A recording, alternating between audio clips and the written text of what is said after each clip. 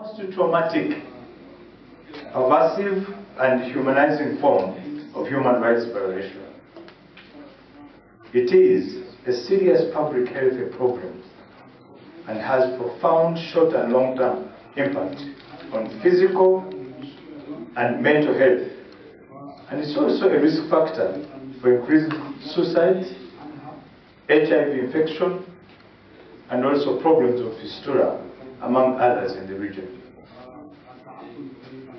When committed by the military, it is the worst form of violence and an exhibition of indiscipline and unprofessionalism by any state's armed forces. Talking about sharing experiences, I'll never forget the experience I was sharing with the head of the RTF in one of the countries where our forces are deployed. And this was the case of a fistula, a young girl who further walked about or was able to move about 500 kilometers to come and benefit from an operation to restore her human dignity. I'll never forget the face when that girl walked into a medical facility the first time. She was very withdrawn.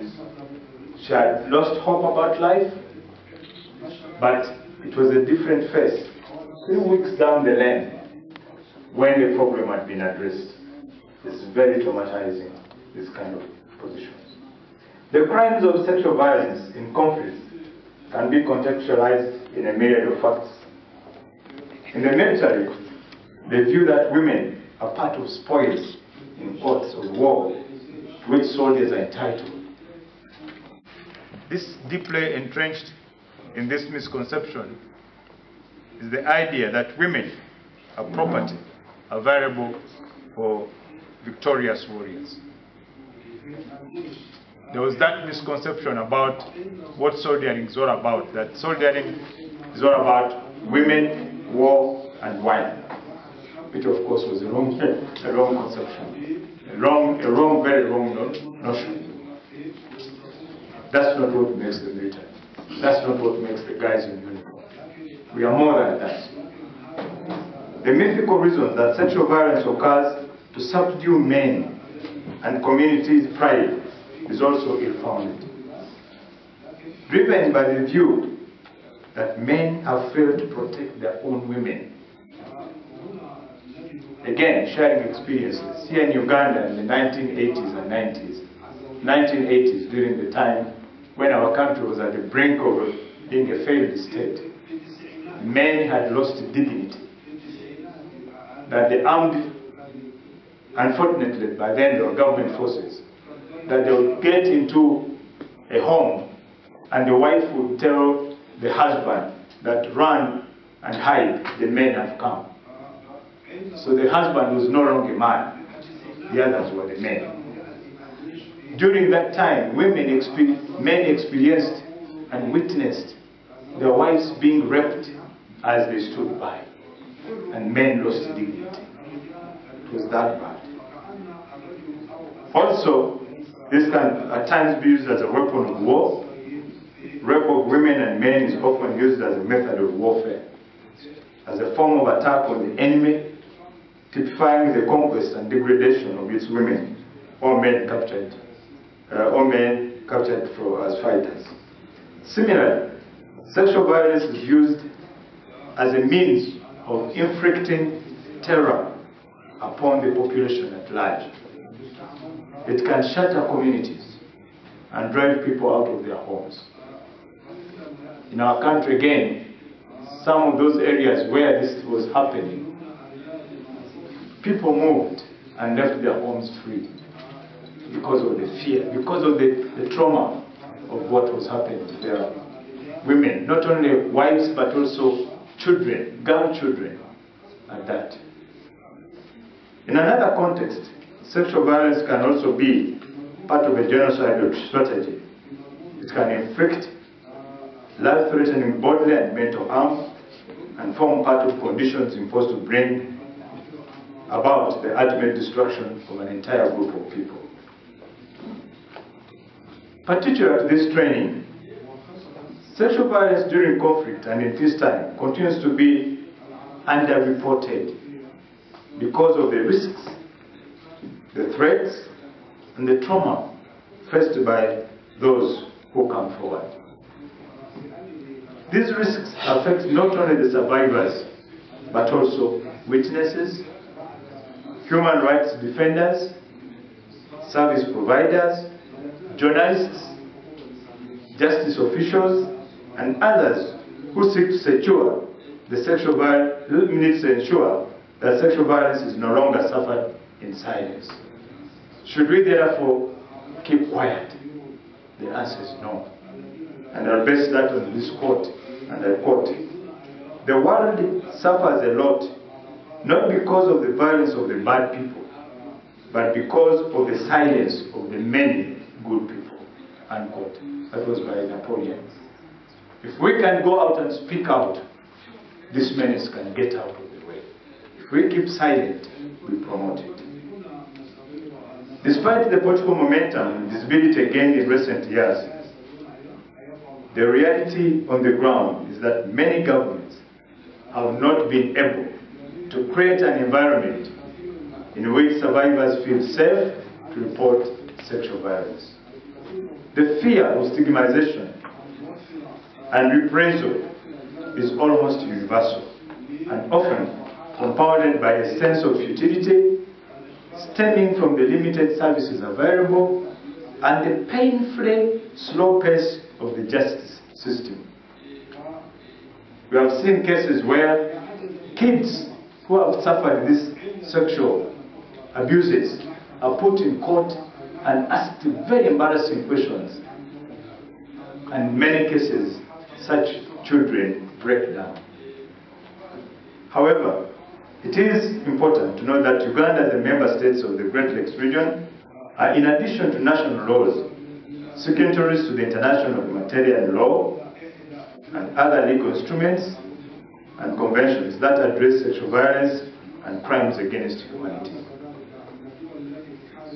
Uganda is not only committed at the international arena in combating conflict-related sexual violence, it has also incorporated that commitment within its domestic, legal, and policy framework. So within the same legal and policy framework that the Uganda People's Defense Forces operations are conducted wherever they may occur. The UPDF adheres to international humanitarian rights and humanitarian law standards in its operations, both at home and abroad. It is in the same spirit that allegations of sexual violence against its ranks and file are taken seriously, because they are not only contrary to international human rights and humanitarian law instruments of which Uganda is a signatory, but they are also a violation of the 1995 Constitution of Uganda, from which UPDF derives its mandate. The Uganda People's Defense Forces has a well-established hierarchy of courts at all levels that are intended to curb all sorts of indiscipline among its officers and men, including allegations of sexual violence. Therefore, such allegations are always investigated and the culprits charged and punished by the UPDF court-martials and disciplinary committees and by other laws as established. Besides, I'm glad to mention that the UPDF has a history of strong cooperation with civil courts and the justice system and international organizations in addressing crimes committed by combatants, including sexual violence. I thank the organizers of this workshop, and I have no doubt that the participants have been equipped with skills that will help in strengthening the capacity of the military justice system in the Great Lakes region to appropriately deal with cases of conflict-related sexual violence in accordance with the set standards in international human rights law, international humanitarian law, and international criminal law. The appalling crimes of sexual violence during conflict, which may amount to war crimes, crimes against humanity, and all acts of genocide, should never go unpunished. Therefore, the involvement of this kind of training facility attempt to address and suppress sexual violence through training and sensitization and sharing of experiences are the key stakeholders is a welcome project. Finally, I take this opportunity to thank the organizers of this training. Special thanks go to the ICGLR and its partners who have supported this training.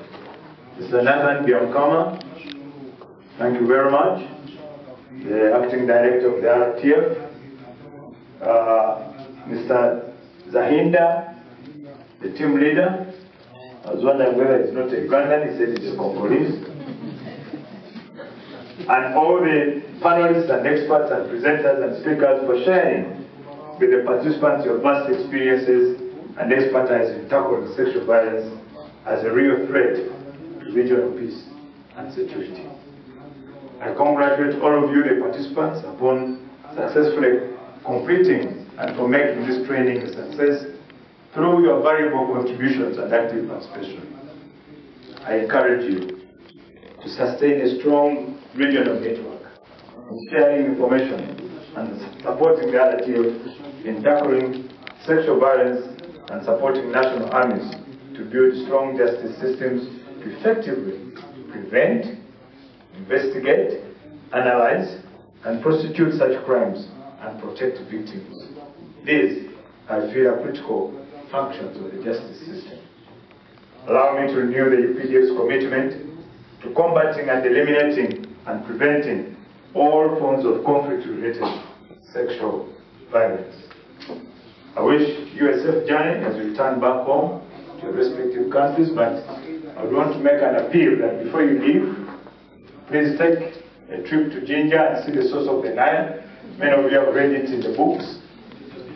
Take time, go and visit Namgongo Mata Shrine, the place which the Pope is coming to visit late in the year, so that at least you will visit it before you visit. With those, I want to thank you again, Mr. Namkama, for organizing this, and I wish everybody a safe journey back. Thank you very much.